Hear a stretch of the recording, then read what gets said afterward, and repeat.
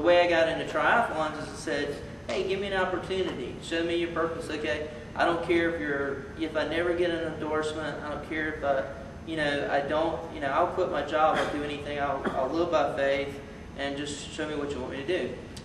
Well, I walk in shortly after I prayed that prayer. Probably a week later, I walk into this bookstore, and I see a gal named Sarah Ronerston. For you that don't know her, she lost her leg above the knee, and she was actually the first above the knee amputee female to ever finish an Ironman competition. And she did that in Hawaii in 2005. And they actually had her on the front cover of Runner's World and Triathlete magazine. She was the first person, able-bodied or physically challenged, to ever be on that magazine at the same time, or those two magazines at the same time. So I walk in, I see her there on both those magazines, and then I open up Men's Journal, which is actually right next to it, and I open it up, and it says, it has this article on David Roselle. David Roselle is a single amputee below the knee who actually lost his leg in Iraq, lost his foot in Iraq, and he's the first soldier in modern history to actually go back into combat and serve in combat. So I see this article about him, and he's kind of built like me. Obviously, I'm not built like a swimmer, a cyclist, or a runner. But he's kind of built like me, and he's doing triathlons. And I was like, wow, man, this knucklehead can do it, then I can do it. And then I saw Sarah being able to do that. And then I see this article written, so you want to run a half marathon. Well, obviously I was thinking, I needed to run and get in shape for this, and that's really the only thing I knew how to do. I didn't own a wetsuit, which is kind of important. I didn't own a bike, which is obviously kind of important because it's the longest part of any of those races, whether it be a sprint triathlon or Ironman. So here I am, I'm this guy that I have an ordinary job, pretty much an ordinary life, and I asked, God to do something extraordinary in my life, but I don't have any of the means. I don't have a coach. I don't really know how to. I know how to run, but I don't know how to run efficiently. Like I said, I don't have a bike and I don't have a wetsuit. So I just started running. In January 2006, I started running, and then I ended up getting a coach after running for about 2 months in February 2006, and then he stuck me on a spin bike. And then I got so tired of that spin bike that, and I got a high school coach to coach me in swim, and I got so tired of the spin bike that I borrowed a bike from a guy from church, signed up for this triathlon in April of 2006, drove down to Panama City, and it was an ocean water swim, little sprint triathlon. But when I woke up in the morning, rain is supposed to come down this way, but it was kind of going this way. And everything was wet, and it was a nightmare kind of experience, but I made it through it. And I was kind of hooked, and I said, okay, I can do this. And I actually ended up doing 6 of those sprint triathlons in 7 weeks. Then I ran the Peachtree Road Race. Then I was the first, like I said earlier, I was the first double amputee to ever complete an Olympic distance triathlon on prosthetics in New York City. And that actually qualified me for the World Triathlon Championships in Switzerland. So people heard my story, and they donated money for me to be able to go to Switzerland to represent Team USA. So it's the first double amputee to ever run in the World Triathlon Championships in Switzerland last year.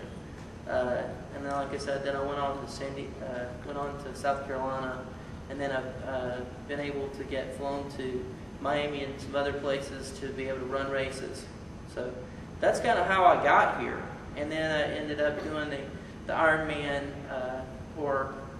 almost all of the Ironman. And then I've got a small little race in Kona, Hawaii on October 13th, which is on NBC worldwide television, and there's obviously no pressure there to finish that race. But I mean, yeah, it just started with, this story started with just, somebody that just said, I want to have a purpose. I want to fulfill my purpose in life, and I don't want to go through the motions anymore. So my goal really is to kind of just go around and encourage people to really live by a motto that this one trainer told me, about 5 or 6 years ago when I was working out. I was having a hard time getting through the workout. And he said, just simply, he said, do what you can, do the best you can, but don't ever quit. And I've tried to live by that motto, and he's no longer here with us anymore, but I've tried to live by that motto and just show up. Like I don't feel like I failed when I attempted the record at Coeur d'Alene, because I gave everything that I could give. I did the best I could. I showed up, I did the best I could, and I didn't quit until my body turned, said it's time to stop. So anyway, I'm here also for another reason. It's just really educate the public. I know that you guys have seen a lot of our soldiers who I work with coming back from the war, and you've probably seen some crazy things, the prosthetics and stuff. Well, I've been around prosthetics for 21 years, and I've broken several of the state-of-the-art prosthetics. Last week I was running, and I ended up shattering one of these actual legs over here. Thank God I had a backup here, because it actually takes 10 days to make them an aerospace plant out in Utah. And that was my third set that I trashed within a year. So, I'm just here. I'm here I just wanted to take a few minutes of your time, just to answer your questions. And that's really what I ask Ann, for me to be able to share my story, and then, kind of educate the public on any kind of questions that you might have. So, in our time that we have with us, let me just open up the floor. Yeah. Can I ask you how those are fastened to your legs? How they actually work? Okay. How they're fastened to your... Oh, the leg? Okay, yeah. I wear, there's 3 parts to prosthesis.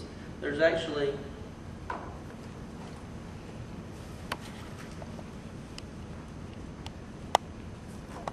a prosthetic liner, which is actually made out of silicone. And then there's the actual socket, which is made out of carbon fiber, and then there's always the feet. Now, the liner, if you can't see it up here, is actually, think of a pantyhose or whatever, or a sock that's actually lined with silicone around it. They have 2 types of material that they make these prosthetic liners out of. They're silicone, and they're actually urethane. And what they do is they kind of cushion. For the longest time, they use material, and the reason why you see more amputee runners go longer distances is because of the material being able to cushion the blows, whereas before they were using the type of material, and it would just really tear up people's legs.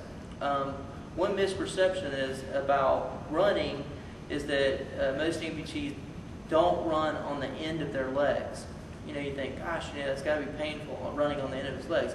We don't. Most amputees don't weight bear on the end of their legs. There's some that actually can do. They were born that way, and so it's their end of their bone of their leg is not any different than your heel bone. But for people like myself who were injured in an accident, and where the bone was actually cut 4 or 5 inches below the knee, we're not able to bear weight. So they designed the carbon fiber prosthesis to actually, create a little bit of clearance there, so that there's a little room there for, just to, cushion. And then different types of prosthetic feet, like the feet that I have on now, are just for walking. But when I did the Ironman, you actually have there's obviously 3 events, but with the swim you have to do a 1.2 mile swim, and then you have to get out of the water. Well, for me, a lot of these sprints I've just kind of walked on my knees, put my walking legs on, and walk to the bike transition or the run transition as well. There you actually have to get out of the water, and you have to walk about 20 yards to actually jump back in the water and swim another 1.2 miles. So my process is actually design a pair of swimming prostheses for me.